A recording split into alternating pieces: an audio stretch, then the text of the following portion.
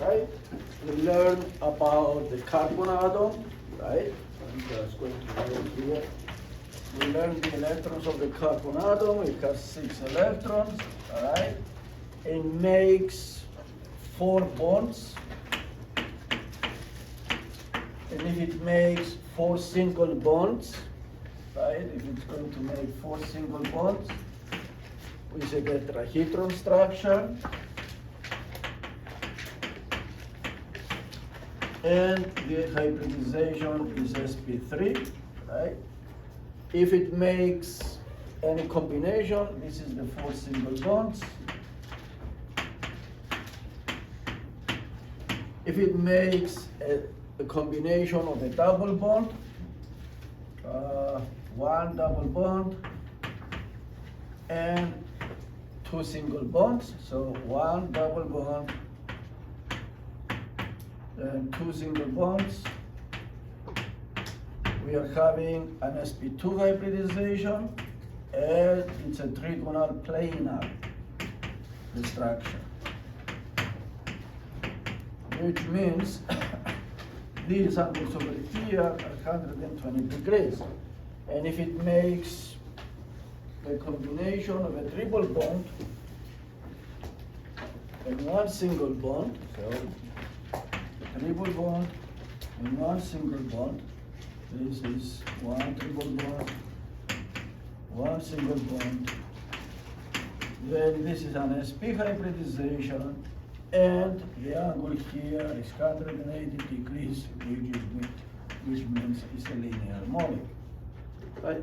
And we spoke this piece of information here. You need to have it in your mind all the time when we talk about organic molecules, and that piece of information also.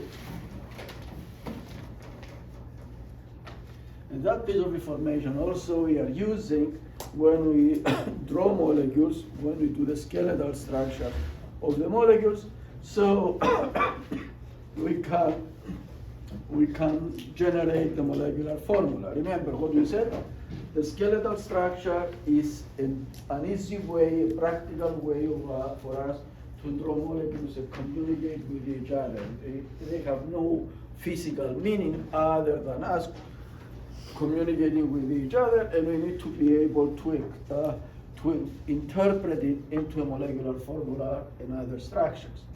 The other things that we spoke about, we spoke a little about electronic configurations and how the chemical bonds and how the octet rule, which is the driving force to bring all the atoms and all the elements to a state of stability, applies. So we spoke about ionic bonds, right? Ionic bonds, where when we have ionic bonds, essentially one atom is giving away electrons, another atom is accepting electrons, and we have the ionic bonds is nothing else than an attraction between positively charged ions and negatively charged ions. Okay, those are the cations and those are the anions. And then we spoke about the covalent bonds, right? Covalent bonds. And covalent bonds are sharing of electrons. We discussed how the atomic orbitals are becoming hybrid orbitals to explain the formation of the covalent bonds, to explain the formation or the idea of sharing the electrons between the nuclei of the different elements, right? So, and when we look at the sharing of electrons, we have equal sharing, right? Equal and not equal sharing. When we have equal sharing, we have non-polar bonds. And when we have not equal sharing, we have polar bonds. So when we have non-equal sharing, usually they are homoatomic bonds. homoatomic, in other words, bonds between the same element, or the carbon and hydrogen bonds, right? We consider the carbon and hydrogen bonds to be non-polar, not having enough polarity. And we also have the not equal non-polar, which that is a result of heteroatomic bonds, and it's a result that we have X and Y, right? Two different elements make them bond, and those two different elements have an electronegativity difference, and based on the electronegativity difference, we can decide the polarity of the bond, right? Now, and then we spoke about the functional groups. I'm not going to go through the functional groups. We are going to be using them all the time. I'm just going to put it here so you remember them. Functional groups, which, as we said, are the characteristic groups on other than carbon and hydrogen on the organic molecules, and which can explain some of their physical and some of their chemical properties. What we are going to do today, we are going to expand this discussion of the polarity and of the electrons a little more. So we already know the basic things about the polarity, but we are going to see how this polarity, how we can use all that information to decide the overall polarity of the molecule. So we are going to talk about molecular polarity. Let me write it here. Molecular polarity. We are going to talk about the physical properties of the molecules, general ideas of physical properties. And when we talk about physical properties, we are talking basically about three things: boiling points, melting points, and solubility in water. Solubility in water.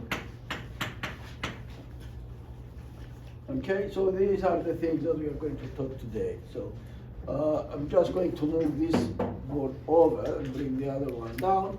But we are going to start from the electrons. We need to finish that discussion about the electrons so we can understand going forward how these things are getting involved. So,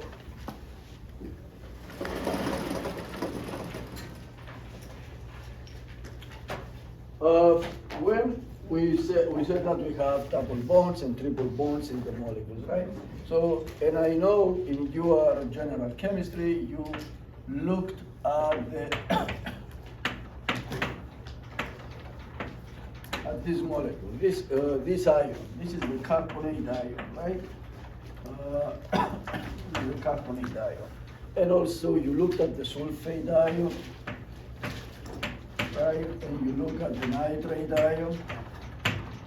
Okay, just here, when we have the carbonate ion, this is the structure of the carbonate ion. Basically, we have a carbon is the central atom. Around the carbon, we have three oxygens. And the question is, which oxygen has the double bond? It turns out that these electrons, and again, I want to remind you, when we have the molecules like that, even if we don't put all the electrons, like they use that structure, when we write a correct chemical formula, correct structure, we imply that all the valence electrons are there, and we understand the difference. So we have, these are the bonding electrons, right?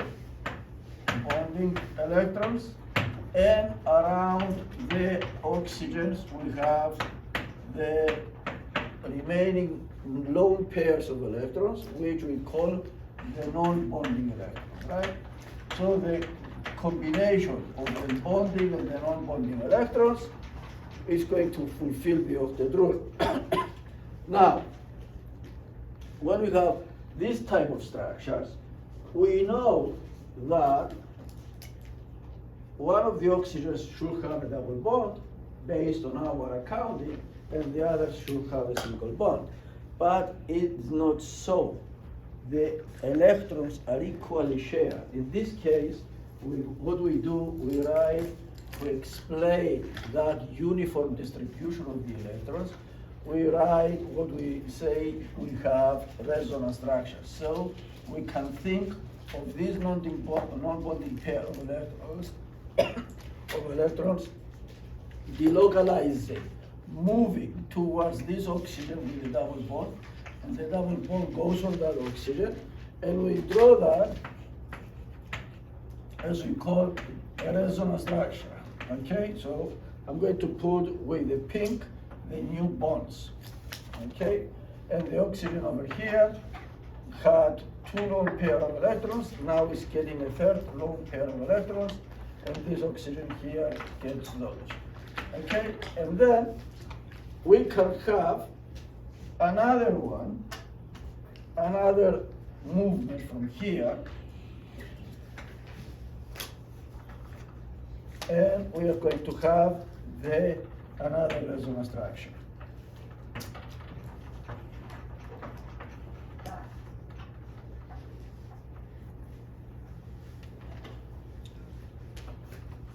I'm using different colors of chalks so you can follow the movement, right?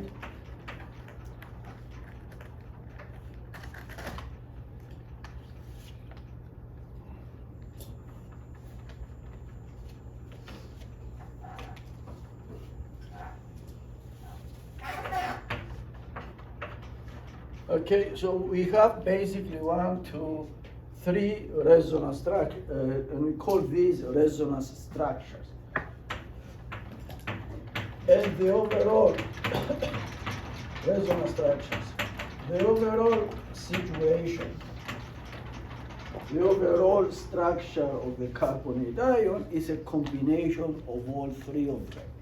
Think about it as extreme pictures of the ion, in which case, for some reason, we have the localization of the electrons, but in reality, this one, the real situation of this is a situation where all oxygens share the same, have the same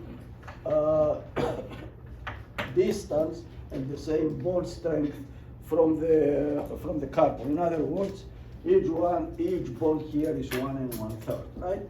So, but I want you to understand that we have a way of moving the electrons, showing the movement of the electrons to explain the real situation of the molecule. So the same thing we have in the organic molecules, and I'm just going to give you a couple of examples, so you are not surprised when we see them later. So if I have, for example, a situation here where I have a double bond, right? And I have deficiency of electrons there. This is a positive charge. This one now is called a carbocation.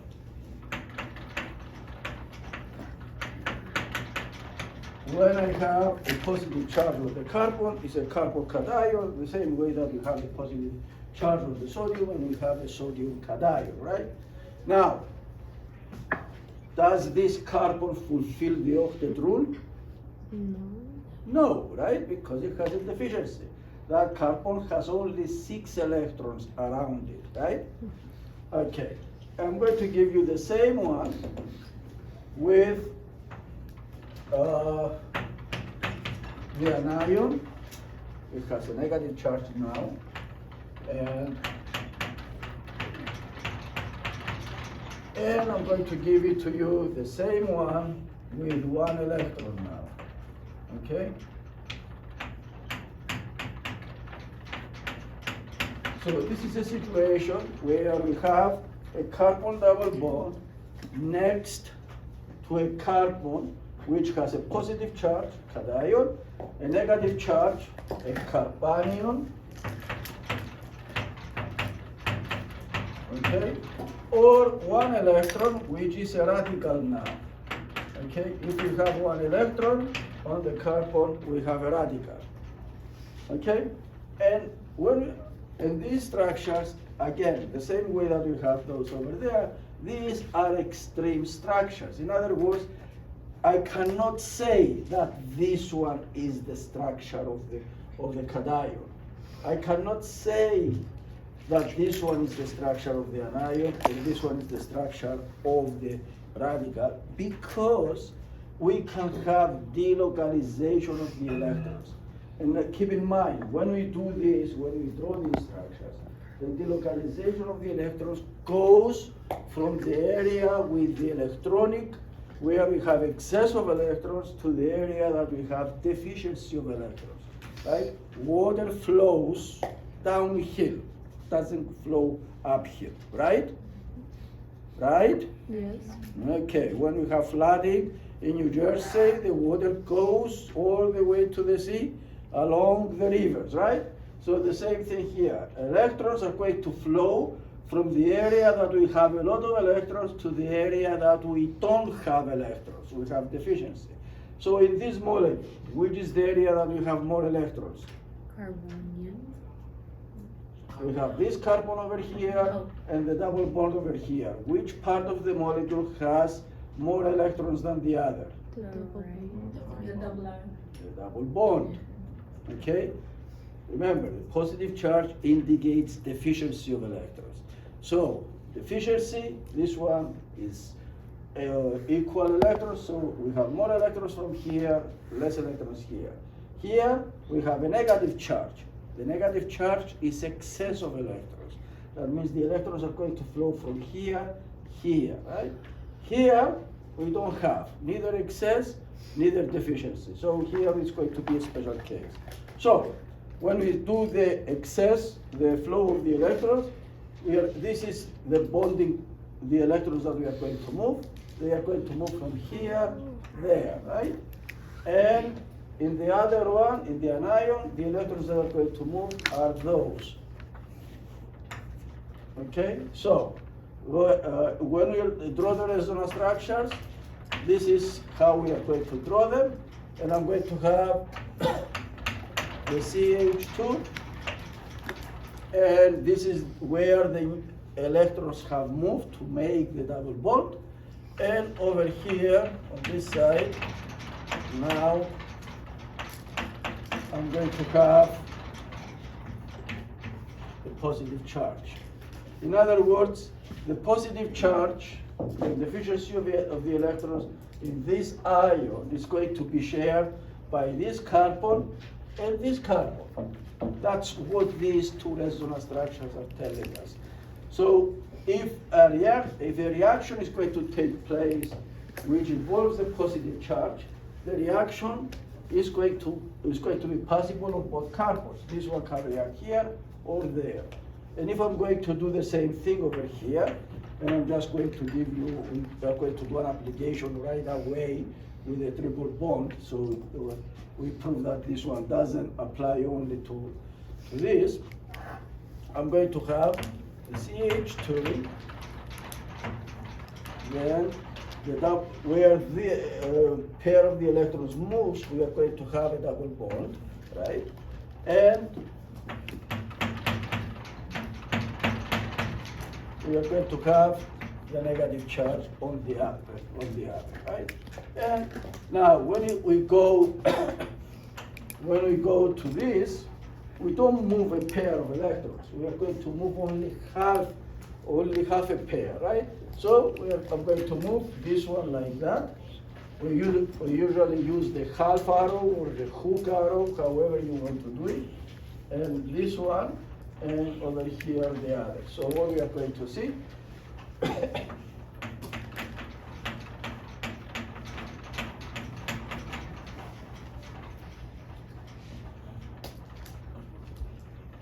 in other words, when we have this kind of systems, and where we are going to have deficiency, excess, or a single electron, these electrons can be shared, or that property of the molecule can be shared with the other carbons if we have on the adjacent carbon a double bond right? Or a triple bond.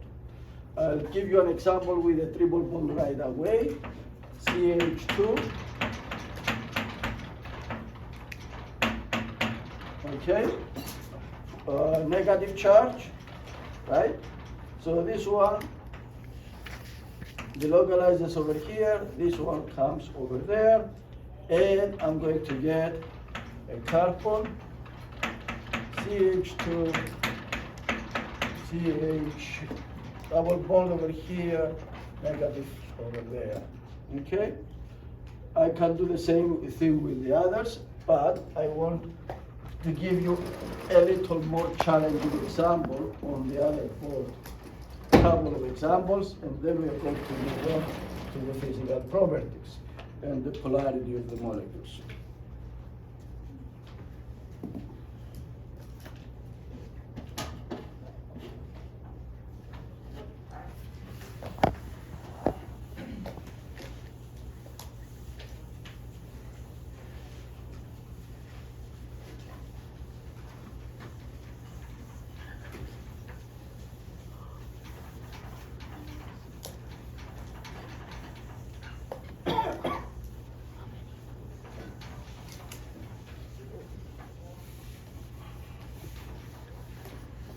Okay, just a couple. I'm going to add another double bond basically so you get an idea.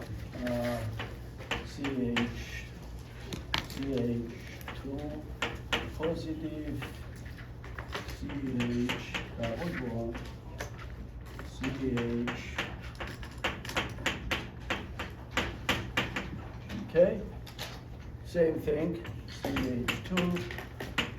Negative CH, CH, CH, oxygen. Okay, and the one with the radical, let me just give you one with the radical, CH2, CH,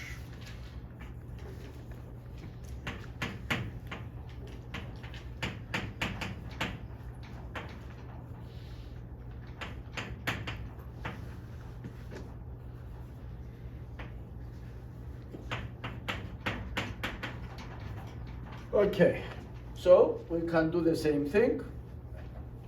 First, we move electrons, right, from the rich area to the diffusion area. So this is what is going to happen first. So I'm going to write it over here. CH2, CH, CH,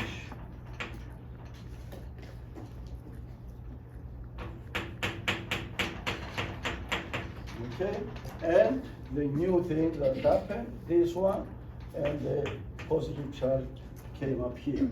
So the next step, the next resonance structure, I can move this one over here, and what I'm going to have now, CH2, the first relocation, CH, CH, the second relocation now,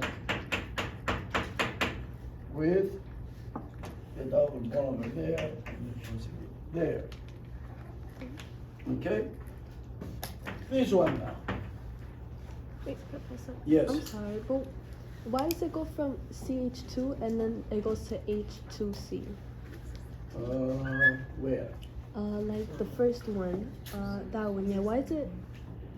Do This, I don't think I changed any symbols or any. Oh, numbers. because I just know carbon goes first there and then The, that the one. only thing that moves are the double bonds. Okay? If you look here, the double bond is between the first carbon and the second. And here, the double bond, first carbon and the second do not have a single bond. Here, the double bond is between the first carbon and the second second and the third have a single bond, right? Okay. So compare the position of the double bonds. And on this, when we do that, we only change the positions of the double bonds. We don't change anything else. Okay? So the same thing here. If we are going, again, the electrons are going to move from the rich area to the poor area. So the rich area here is the negative charge. So we go there, and we have the electron generating the negative charge over here. So I'm just going to put it here.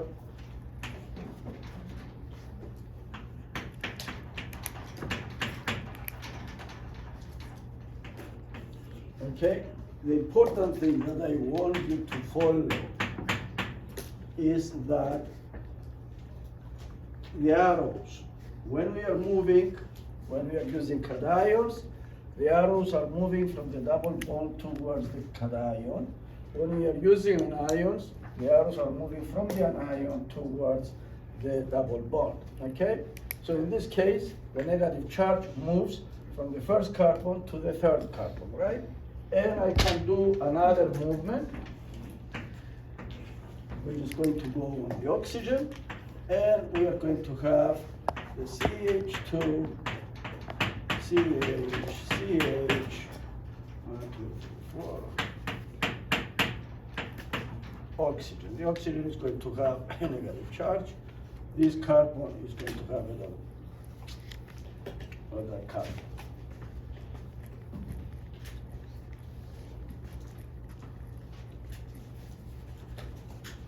This carbon is going to have, did I miss it? 1, 2, 3, 4, right? 1, 2, 3, 4. So the first carbon is going to have a double bond, and I was correct. And this carbon is going to have a double bond as well. Okay? And I'm just going to do only one here. This one goes in, this one comes in, and this one over there.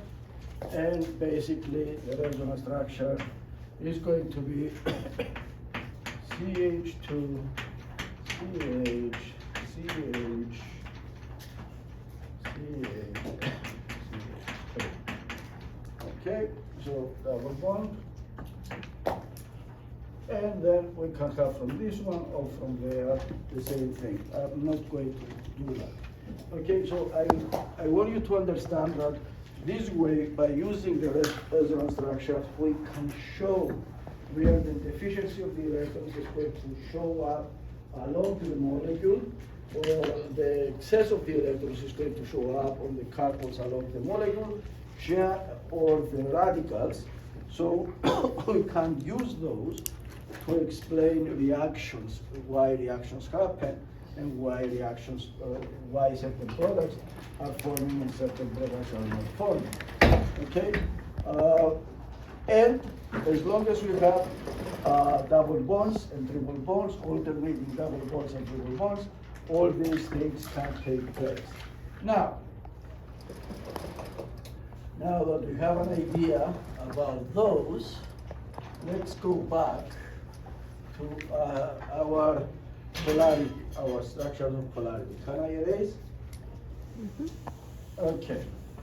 We're going to talk about physical properties now. We're talking about physical properties means we need to be able to understand the structures of the molecules, and how the particular structures can influence their properties. Okay, so let us go back to our basic understanding of the physical properties of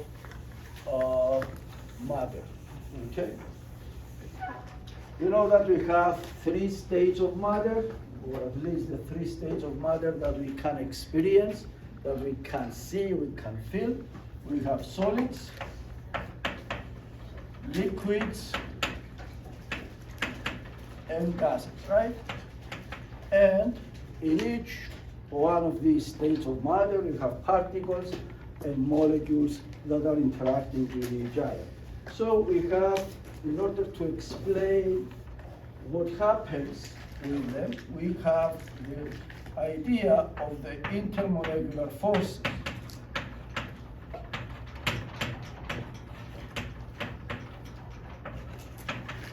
Intermolecular attractive forces. In other words, if we have a piece of matter, solid or a liquid or a gas, we know that between the different particles, there are forces that either attract them to stay together or force them to go away from each other, right? So we have, anybody remembers how many kinds of intermolecular forces we have? Maybe. Hydrogen bonding. You started from the bottom. London dispersion. We have the London dispersion forces, we have the polar, the dipole forces, right? So, and we have finally the hydrogen bonds. So we have the London dispersion forces, which basically are the non-polar forces, are the forces that show up in non-polar molecules. So these are the LDFs, right? London dispersion forces, right? They usually show up in non-polar molecules. Then we have the dipole forces, the dipole attractive forces, which show in the polar molecules. And then we have the hydrogen bonds that show up in polar molecules. Hydrogen bonds show up in polar molecules, but there has to be another condition for the hydrogen bond to show. You have to have within the molecule a hydrogen attached to an oxygen or a hydrogen attached to a nitrogen. Okay? So the structure of the molecule needs to have a hydrogen attached to an oxygen or a hydrogen attached to a nitrogen in order to see that attractive force. So the first thing that we need to understand is that we have all these forces, and we can use all these forces to explain the situation, to explain the melting points and the boiling points of the organic molecules, of the molecules, right? And we are going to see some of them right now, some examples, because we are going to be revisiting this discussion every time we are going to have to introduce a new family of organic molecules in our discussions, right? But we need to get them, get the idea first. So let's look at the non-polar molecule, right? Non-polar molecule that we have is methane.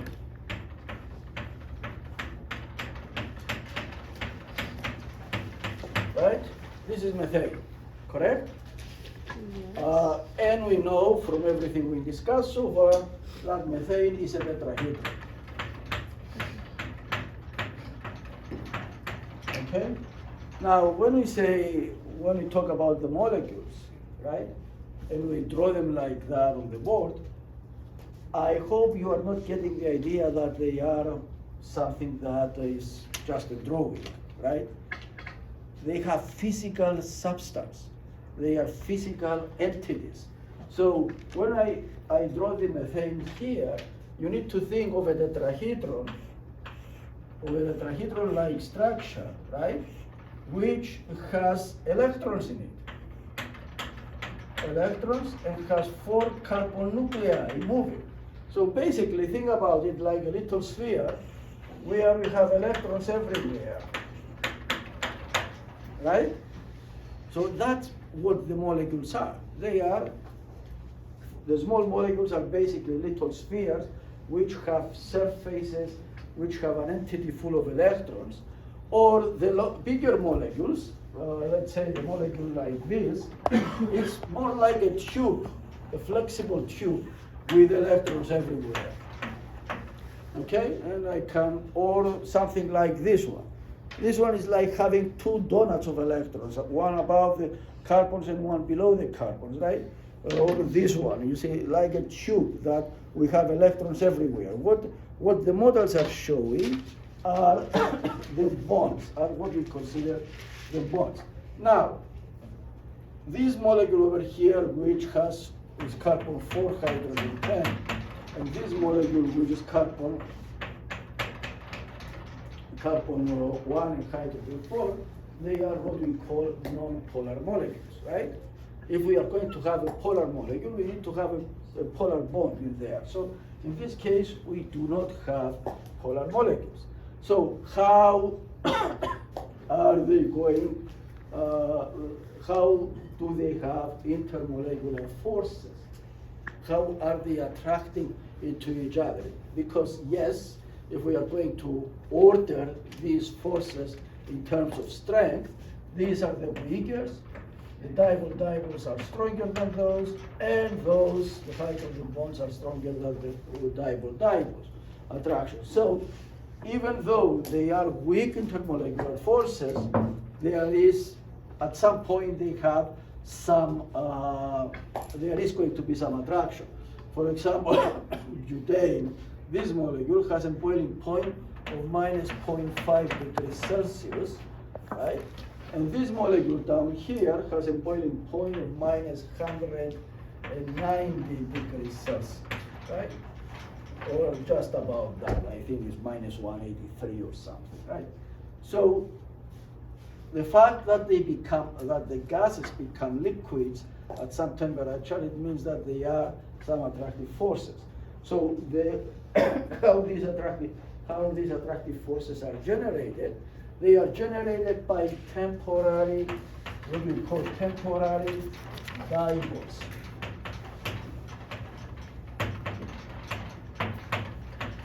Okay, so let me just give you, let me remind you.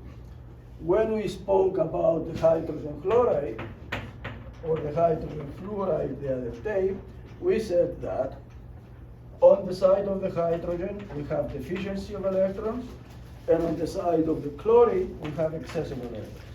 This is a dipole, right? And if we are going to have another dipole next to it, hydrogen, for example, and chlorine, two molecules, you can see that these molecules can be attracted to each other from this side, right? If the two dipoles are aligned with each other, then they are going to be attracted, the opposite sides, their sides that have opposite charge, are going to be attracted to each other. And those are permanent dipoles.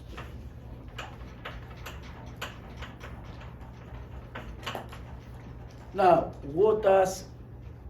how is a dipole created? A dipole is created by the difference of electrons, right? So we have difference of electrons. In this side we have smaller number of electrons, less electrons. In this side we have more electrons. So the electrons in the molecules are not really fixed in a position. They are moving all the time. So there is a possibility that at some point we are going to have for the methane, we are going to have more electrons on this side,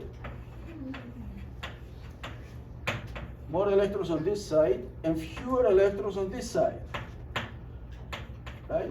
So if I have more electrons on this side and fewer electrons in this side, again, they are moving all the time. So statistically, at some point, we are going to have all the electrons on one side of the molecule and no electrons on the other side, right? Like you come into a classroom. Statistically, it could be that all of you can sit on this side and there are fewer of you on this side, right? Like it happens right now. There are more of you on this side and fewer of you on this side. So that side has excess of students and this side has deficiency of students because you are not distributed equally. The same thing with the electrons. Although overall we have equal distribution of electrons, so we have zero, there is a possibility that at some point we are going to have more electrons on one side and fewer electrons on the other. And that is a temporary dipole, right? Because it's not permanent.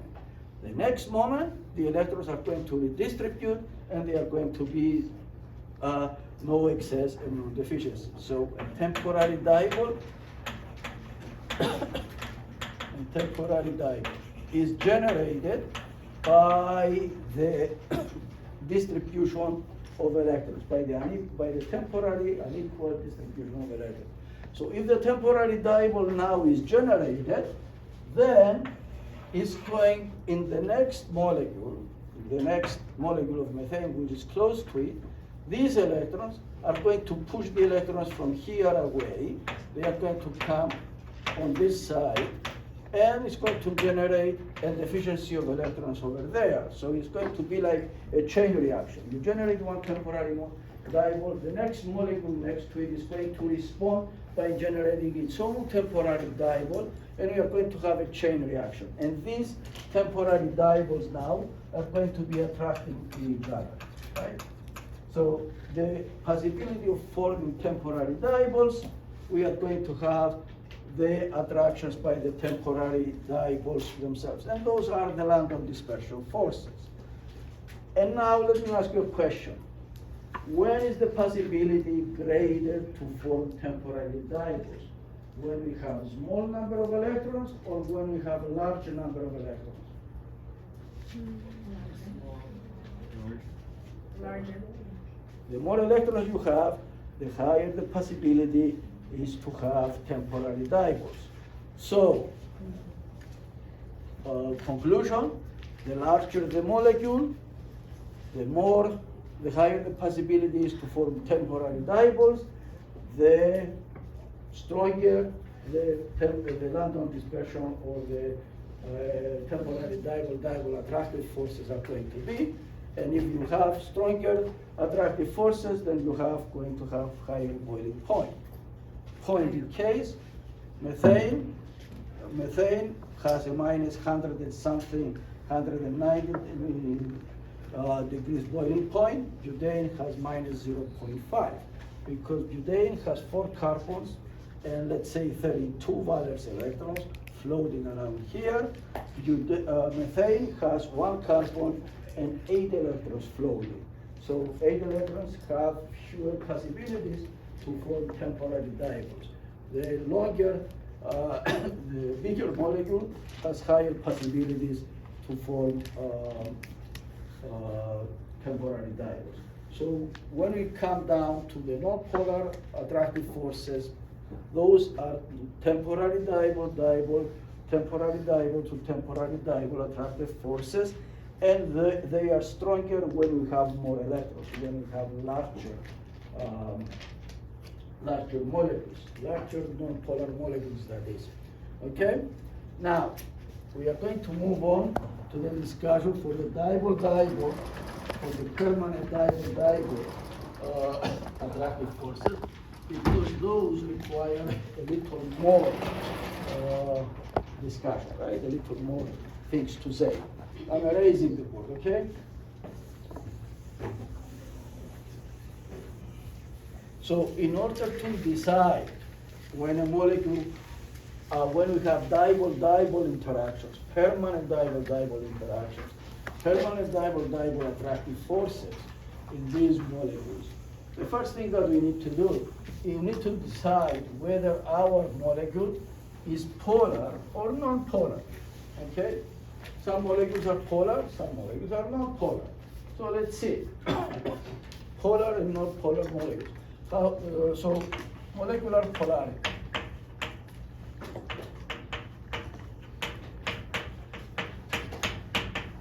How do we decide if a molecule is polar and if a molecule is not polar, right? We said that this molecule, the methane is not a polar molecule. Now, if I replace one of the hydrogens with chlorine, is this a polar molecule? And if I replace all the hydrogens with chlorine, is this a polar molecule? Yes. Okay? Yes. So, what is the thinking process that we are going to decide that? The first step that we need to see is, do we have a heteroatomic bond in the molecule?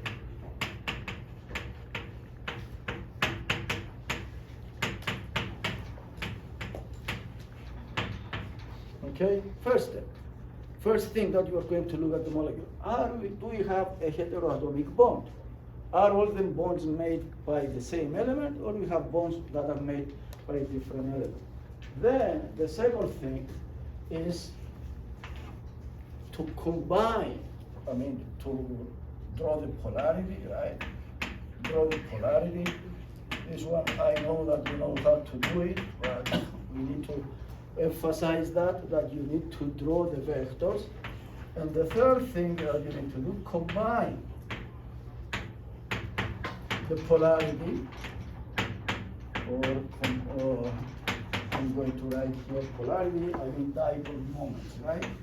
The dipole moments, dipole moments. Dipole moments are the little vectors that we write. So combine the dipole moments.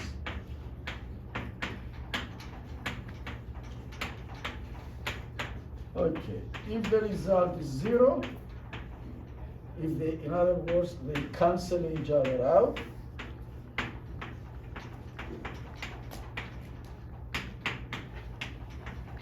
the molecule is not polar. If the result is different than zero, not cancel,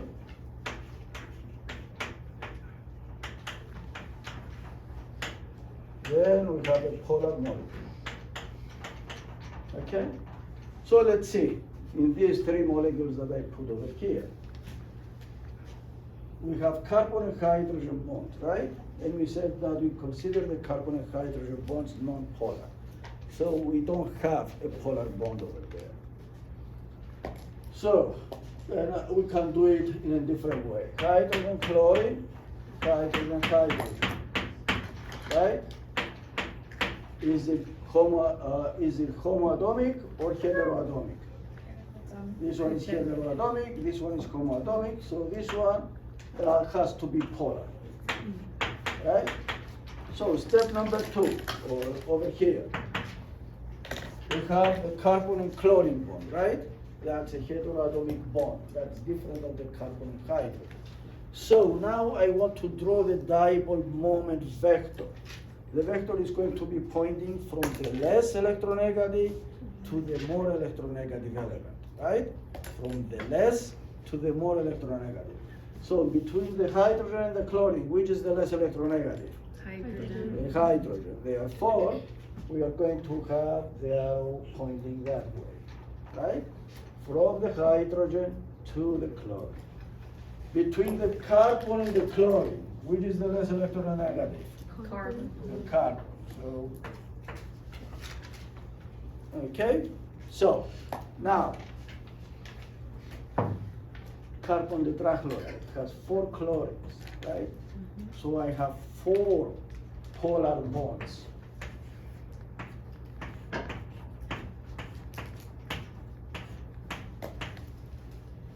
Okay? So now we did steps number 1, number 2, and number 3. We identified the heteroatomic bonds. We drew the dipole moment vectors. Now we need to decide whether the molecules are polar or not, right? While you are thinking about it, I'm going to put a couple of more examples over here, so for practice, right?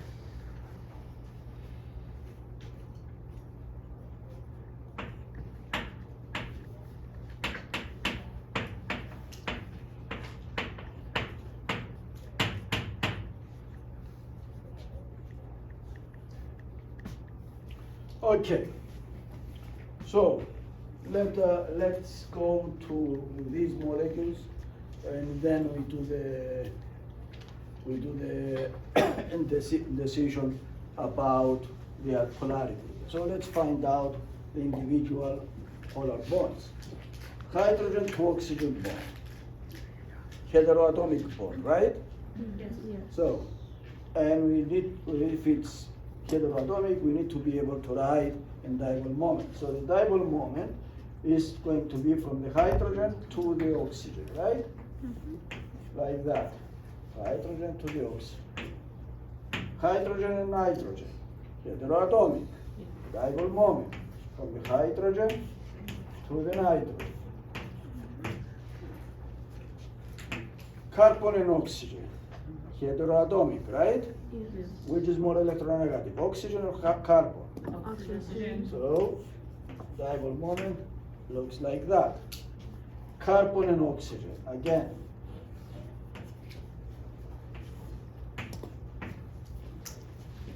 Carbon, carbon, carbon, hydrogen, no polar dipole moment. Carbon and chlorine, right? Carbon and nitrogen, fluorine, okay? Fluorine, fluorine, fluorine. Okay. Now, it's time that we decide whether we have polar molecules and non-polar molecules, right? Do we have a polar molecule here? Yes, because we have one polar chemical bond. So the polarity of the molecule basically is going to point from this area to that area, okay? When we say molecular polarity, we are not talking about the chemical bond polarity only. We are talking about the molecule as a whole, right? So in this case, in the chloromethane, what we are going to have, we are going to have our nice tetrahedron, and basically what the molecular polarity is telling me, which I'm having like that, is telling me that in this side of the molecule I have deficiency of electrons, and on the top side of the molecule, over here where the chlorine is, I have excess of electrons. So with the molecular polarity, we are looking at the molecule as a whole, not as pieces and parts. Pieces and parts we have when we do this, right?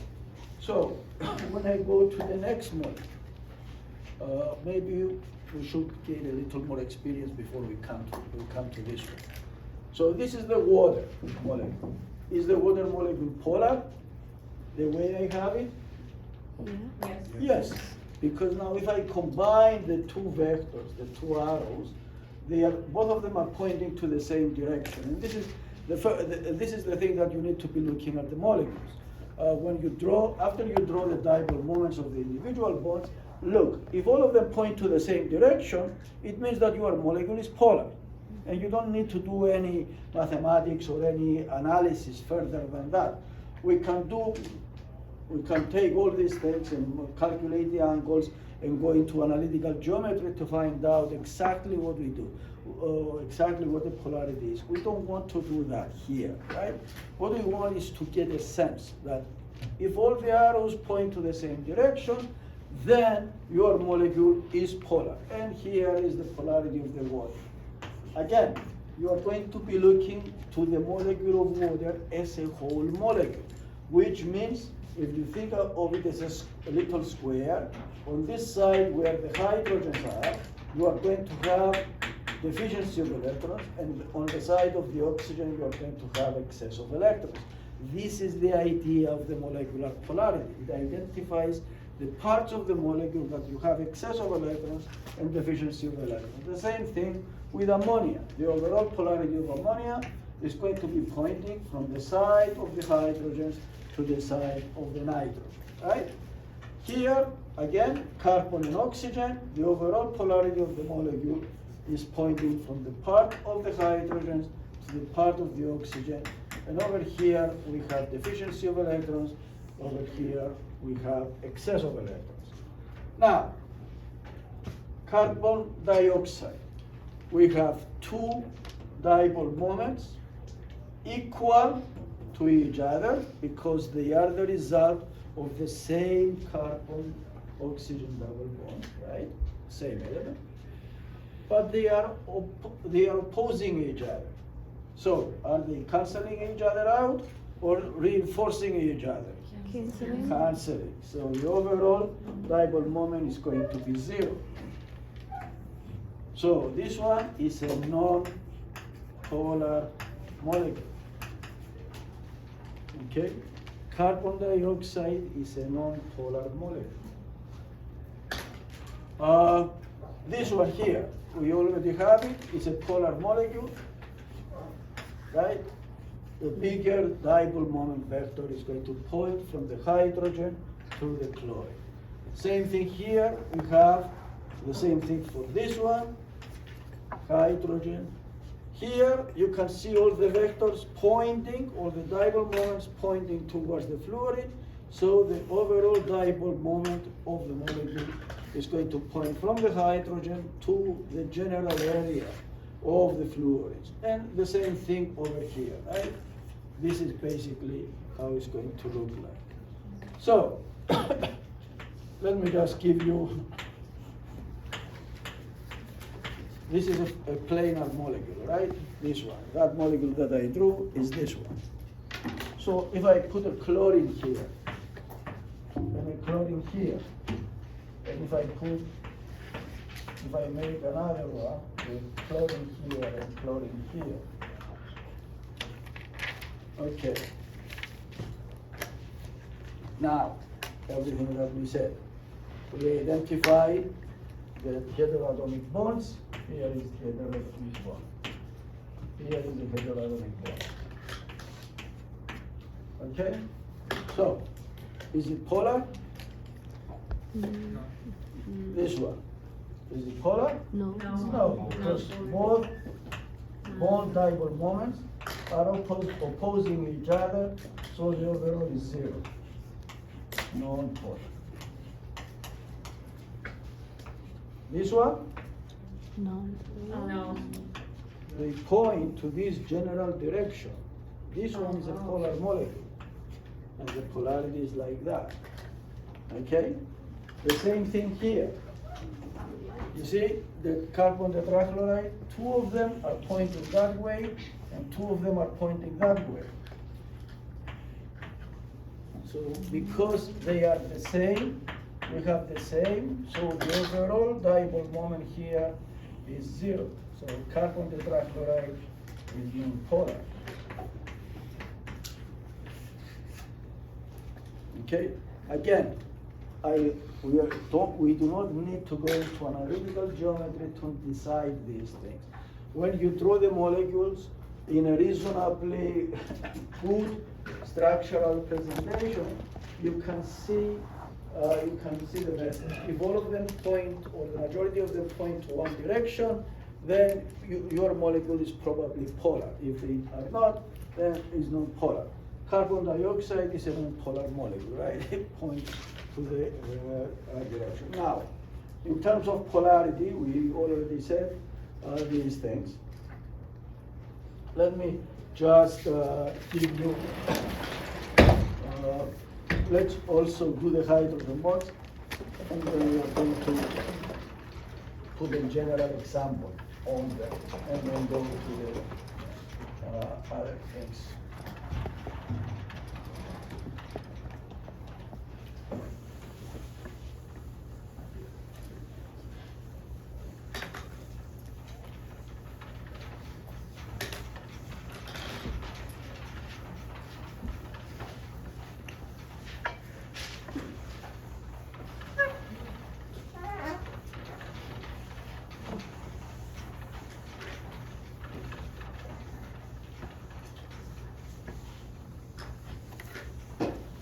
Okay, we said before, I put before the methane is minus 100 and something, right? 190 degrees Celsius. Anybody knows the ammonia? Boiling point of ammonia? Minus 33 degrees Celsius. And the boiling point of water. Everybody knows the boiling point of water? 100 Celsius. 100 degrees Celsius. Okay, now, and all these molecules have similar structures, right? If I replace the carbon with nitrogen, and the nitrogen has a lone pair of electrons there, and if I take away another hydrogen and put the oxygen, and the oxygen has two lone pairs of electrons. And this one has zero dipole moment.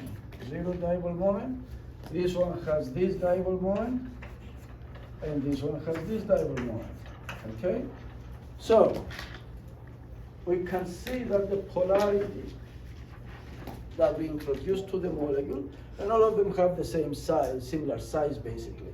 So, this one has temporary dipole-dipole interactions.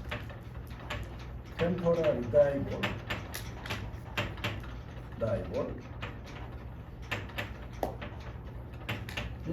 These two have permanent dipole-dipole interactions.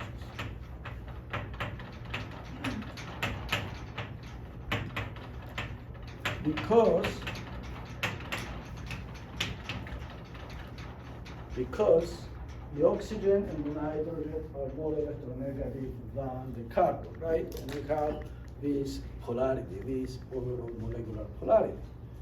Okay, so the question is, can the difference in electronegativity between the nitrogen and the oxygen explain the 100 degrees boiling point for water?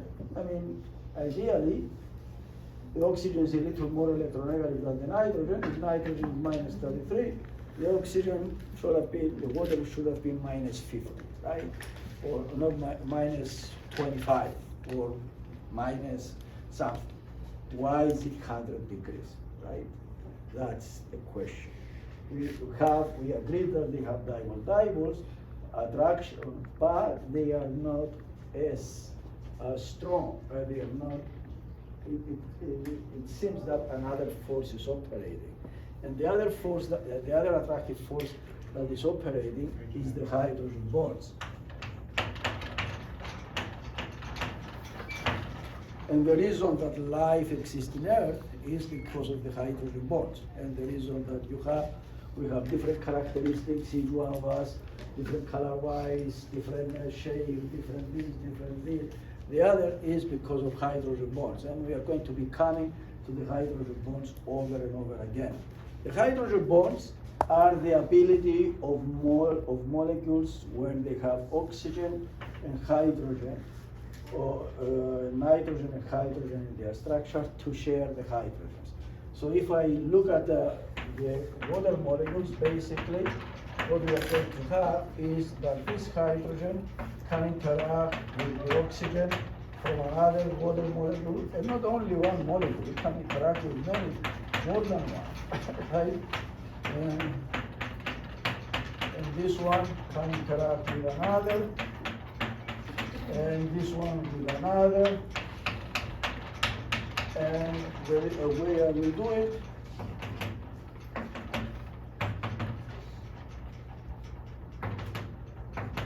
so far. So when you have liquid water, and even in the formation of the ice also depends on the hydrogen bonds, we have an interaction, we have these connections where the water molecules are forming a network that they share between the oxygen, between the oxygens of the different molecules, they share the hydrogen, right? And that network is actually a measurable energy. Is about 20 kilocalories per mole for all this. And the same thing happens with ammonia. Don't get me wrong. Ammonia forms the same hydrogen bonds as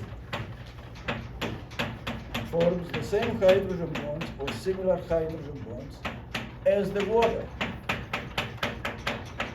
Of course, now you realize that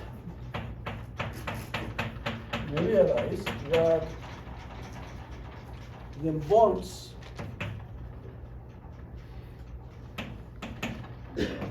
the bonds between the oxygen and the hydrogen must be a lot stronger than the bonds between the hydrogen and the nitrogen. Why? Why are the hydrogen bonds between in the water stronger than the hydrogen bonds in ammonia? Is it because of the lone pairs? Because oxygen is more electronegative than the nitrogen. Okay? Oxygen is stronger, makes the stronger hydrogen bonds than the nitrogen because it's more electronegative. Okay? So all these discussions that we have here, they go back to the basic properties that you learn about these molecules. Okay? Electronegativity, distribution of electrons, and so forth. Okay. Now, before we leave, an overall, and I want to let you know something exciting, so you remember. Right? We spoke about temporary dipoles that we can use to explain the boiling points of the molecules. We spoke about the hydrogen bonds.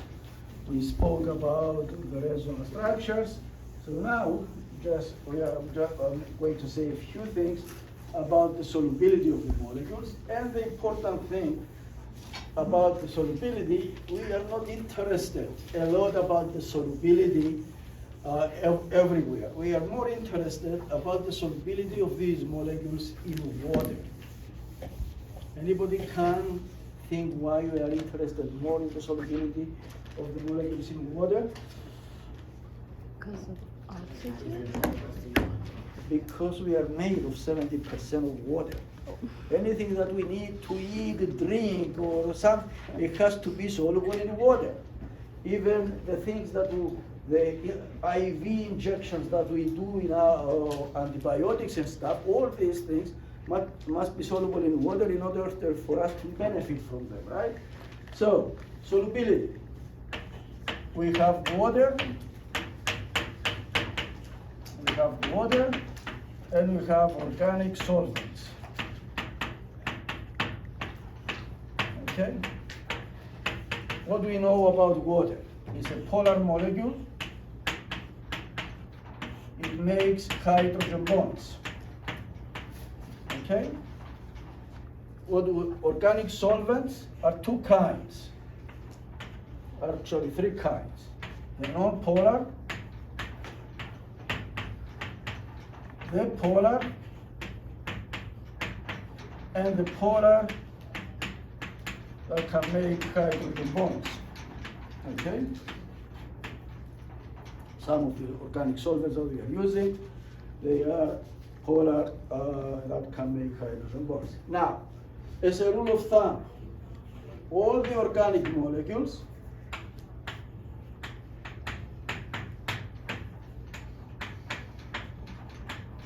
dissolve in organic solvents.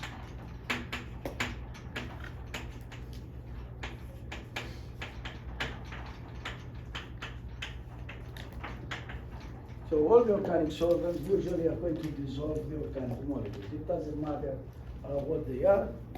That's why we are using acetone to remove the nail polish, right? Mm-hmm. Organic solvent, very good solvent, dissolves.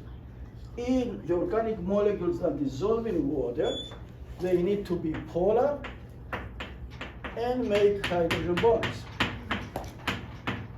In other words, the principle or the rule of thumb, if you wish to call it that way, that we are following is that like dissolves like.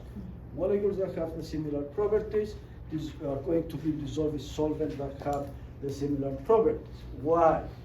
Because the solvent molecules we discussed so long, they have their intermolecular forces that are interacting with each other, right?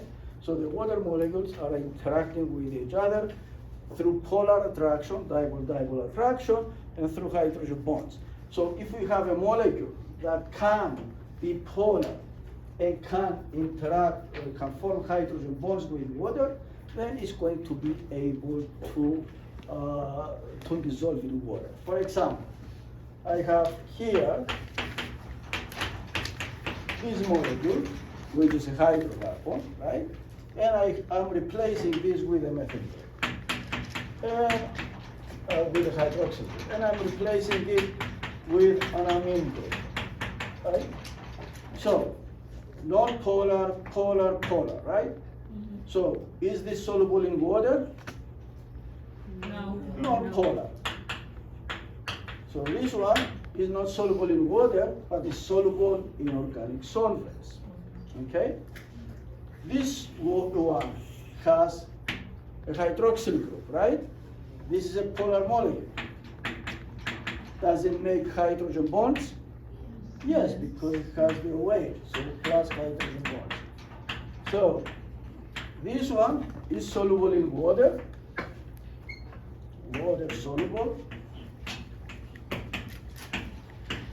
but also is soluble in the organic solvents because it's an organic molecule, right? Same thing here. We have this is polar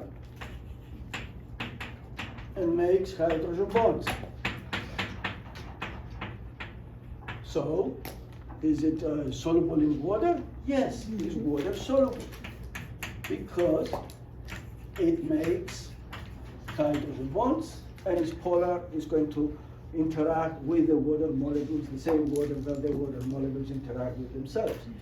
And also is going to be soluble into the organic solvent. So the rule of thumb, and we are going to, again, all this is just in basic introduction, we are going to have more elaborate discussions about these things when we speak about each family individually. The rule of thumb is that organic molecules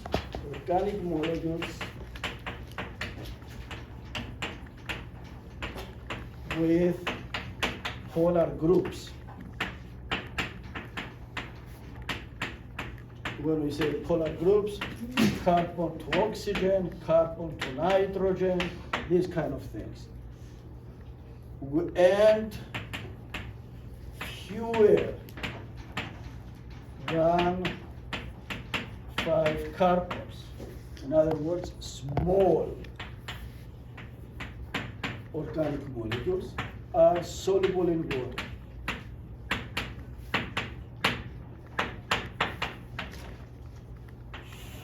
More than 5 carbons,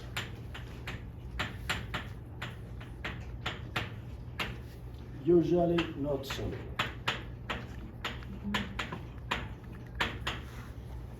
Okay, so the threshold is about 5 carbons. All the molecules that have polar groups and they have fewer than 5 carbons, aldehydes, ketones, acids, alcohols, thiols, amines, which have more than 5 carbons, they are going to be soluble in water because they do dipole-dipole interactions and hydrogen bond interactions.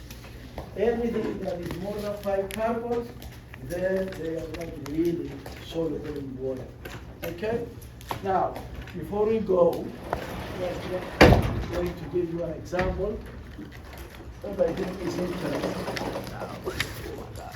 Okay? Something that you buy at the supermarket all the time, salt, right? Mm-hmm.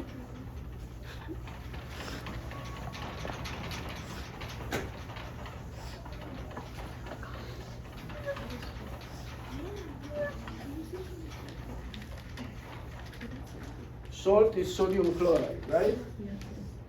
Okay. Sodium chloride is white crystalline solid. Okay? So the salt has, is it a molecular compound or an ionic compound? It's an ionic compound. Okay? So, ionic. It has a melting point of 801 degrees Celsius. It has a boiling point of 1513 degrees Celsius. Now, a similar molecule, an organic molecule, Uday, carbon 4, hydrogen 10. And we chose these two because they have similar molecular mass, So someone doesn't say that they are that they do not one's heavier than the other. This is a non-polar molecule, like we found out. It has a boiling point of minus 0.5 degrees Celsius and a melting point of minus 138 degrees Celsius. Okay? So these ones are the kind non-polar, temporary dipoles. This is the extreme case of polarity. This molecule now, and this one is for you to get some idea. Okay, this molecule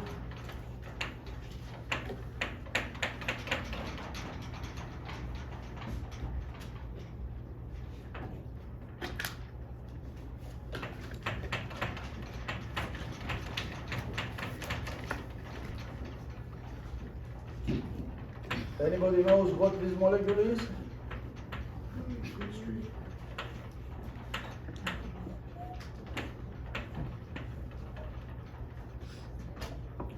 It has a melting point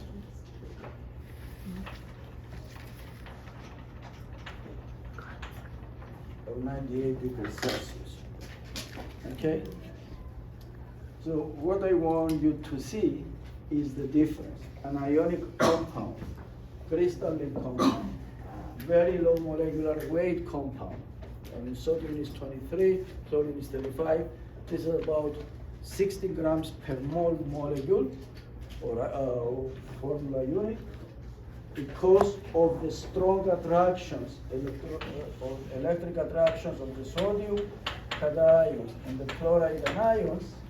We have these strong attractive forces in the crystal.